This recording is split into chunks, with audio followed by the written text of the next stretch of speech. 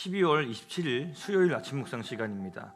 오늘은 시편을 통해서 하나님이 어떤 분이시고 그분을 향한 우리의 태도가 어떠해야 되는지를 생각해보는 그런 시간을 갖도록 하겠습니다. 우리의 삶이 위대하신 하나님을 온전히 찬양하는 삶이 될 수 있기를 바라면서 우리 2023년 마지막 수요일 주시는 말씀을 우리 함께 읽도록 하겠습니다. 시편 95편 1절부터 11절까지 말씀 우리가 함께 한 목소리로 봉독하도록 하겠습니다. 오라, 우리가 여호와께 노래하며 우리의 구원의 반석을 향하여 즐거이 외치자. 우리가 감사함으로 그 앞에 나아가며 시를 지어 즐거이 그를 노래하자. 여호와는 크신 하나님이시요 모든 신들보다 크신 왕이시기 때문이로다. 땅의 깊은 곳이 그의 손안에 있으며 하늘의 높은 곳도 그의 것이로다. 바다도 그의 것이라. 그가 만드셨고 육지도 그의 손이 지으셨도다. 오라, 우리가 굽혀 경배하며 우리를 지으신 여호와 앞에 무릎을 꿇자. 그는 우리의 하나님이시요 우리는 그가 기르시는 백성이며 그의 손이 돌보시는 양이기 때문이라. 너희가 오늘 그의 음성을 듣거든 너희는 무리바에서와 같이 또 광야의 마사에서 지냈던 날과 같이 너희 마음을 완악하게 하지 말지어다. 그때 너희 조상들이 내가 행한 일을 보고서도 나를 시험하고 조사하였도다. 내가 40년 동안 그 세대로 말미암아 근심하여 이르기를 그들은 마음이 미혹된 백성이라 내 길을 알지 못한다 하였도다. 그러므로 내가 노하여 맹세하기를 그들은 내 안식에 들어오지 못하리라 하였도다. 아멘. 자, 오늘의 본문은 하나님께 노래하자, 즐거이 외치자라고 말하면서 시작합니다. 특별히 오라라고 이제 이야기하는 것은요, 다 같이 모여서 하나님을 찬양하자, 즉 너무 기쁘고 감격스러워서 우리가 다 함께 하나님을 찬양했으면 좋겠다 하고 예배로 사람들을 부르고 초청하는 그런 모습으로 기쁨과 환희에 가득 찬 이 시인의 감정을 아주 잘 드러내고 있는 표현인 것 같습니다. 1절에 나타나는 이 구원의 반석이라는 이 표현은요, 성경에서 하나님을 전쟁에 능하신 용사이심을 드러낼 때 사용하는 표현인데요, 하나님을 따르는 자들에게 삶의 다양한 문제와 위협들로부터 보호해 주시고 승리를 주시는 분이시다라는 사실을 드러내면서 그 하나님 앞에 나아가 수많은 노래와 찬양을 지어서 하나님 앞에서 올려드리자라고 계속해서 이야기를 하고 있습니다. 예배에는 다양한 형태가 있을 수 있는데 오늘 시편에서 보여준 예배의 모습은 마치 축제 그 자체로 보입니다. 큰 소리로 하나님을 찬양하고 기쁨으로 외치는 예배인 것이죠.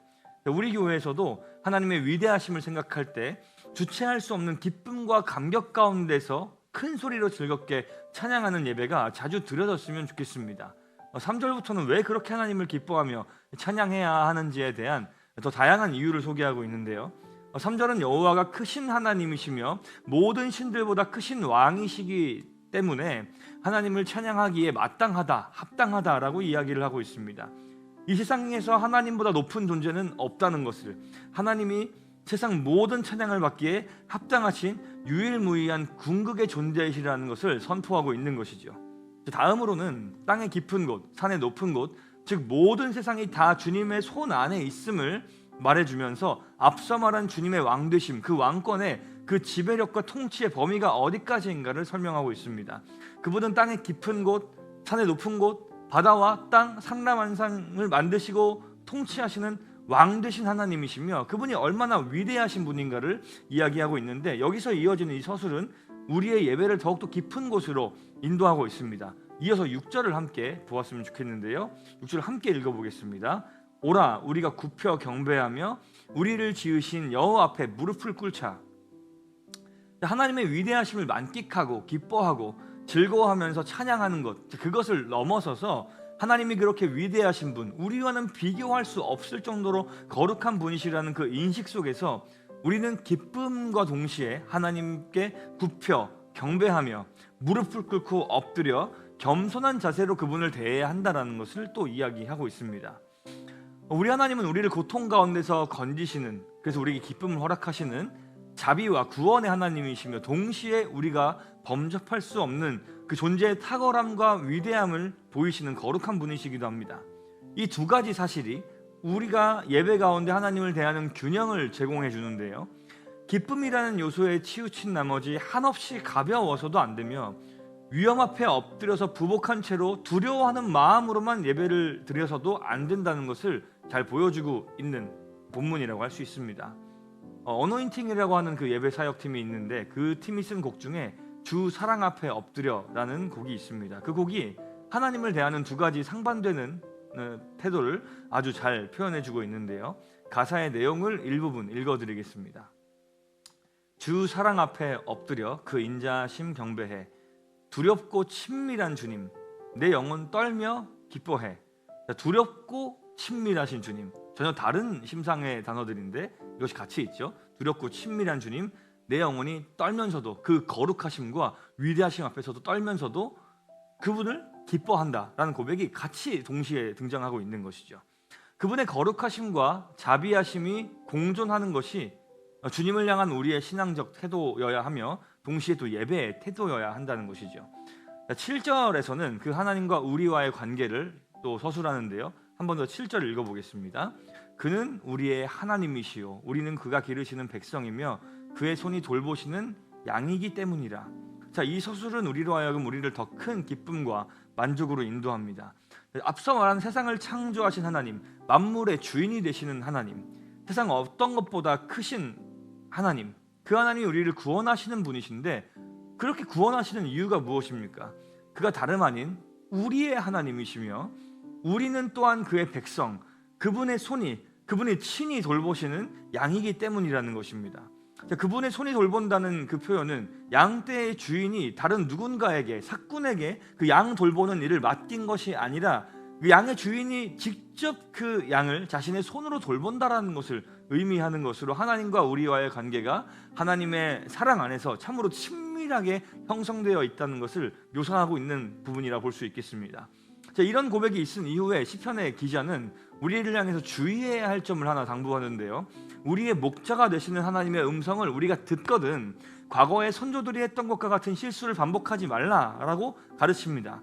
이 부분은 한번 본문을 쭉 천천히 읽어보도록 하겠습니다. 우리 8절부터 11절까지 함께 읽어보겠습니다. 너희는 무리바에서와 같이 또 광야의 마사에서 지냈던 날과 같이 너희 마음을 완악하게 하지 말지어다. 그때 너희 조상들이 내가 행한 일을 보고서도 나를 시험하고 조사하였도다. 내가 40년 동안 그 세대로 말미암아 근심하여 이르기를 그들은 마음이 미혹된 백성이라 내 길을 알지 못한다 하였도다. 그러므로 내가 노하여 맹세하기를 그들은 내 안식에 들어오지 못하리라 하였도다. 무리바와 마사는 어디인가? 이스라엘 백성들이 출애굽한 이후에 광야에서 하나님께 불평을 하고 반역을 했던 장소입니다. 하나님이 10가지 놀라운 재앙을 일으키셔서 애굽에서 건져내시고 홍해를 지나가는 정말 말도 안 되는 그런 기적도 경험하게 하시고 목이 말라 기진하고 있을 때 바위에서 물이 나게 하셔서 그 목마름을 해갈해 주시기도 하시고 기타 등등 수많은 기적들을 보여주셔서 하나님의 능력과 이스라엘을 향한 사랑을 보여주셨는데 그걸 모두 잊었는지 어쩐 건지 하나님 앞에 반역한 조상들, 그 조상들이 어떠했는지를 기억해야 한다. 그리고 그 길을 걸어가지 말아야 한다라는 것을 경고하듯이 이야기하고 있습니다. 이 경고를 우리는 주의 깊게 들어야 합니다. 출애굽 1세대들이 기적을 봤음에도 불구하고 하나님께 반역했습니다. 죄인된 인간이란 본디 그런 존재입니다. 얼마든지 그 은혜를 잊을 수 있고 그 은혜를 잊은 것은 고사하고 그를 넘어서 반역적인 태도와 행위를 드러낼 수도 있는 것이 인간입니다. 그와 같은 길을 걸었던 자들을 반면교사 삼아서 우린 더욱더 하나님이 어떤 분이신지 묵상하고 그분이 얼마나 우리를 위하는 분이신지 얼마나 우리를 사랑하는 분이신지를 기억하며 그분을 예배하고 열방 중에 그 사랑과 그 은혜와 자비의 하나님을 찬양하고 드러내며 그분을 세상 앞에서 세상 속에서 찬양하며 살아가야 하는 것이 우리의 삶이 되어야 할 줄로 믿습니다. 그러므로 오늘 본문 말씀을 마음속에 깊이 새기시면서 오늘 하루도 하나님이 어떤 분이신지를 깊이 생각하고 찬양하며 나아가 그 말씀 앞에 순종하며 살아가는 삶이 될 수 있기를 간절히 소망합니다. 우리 함께 기도하겠습니다.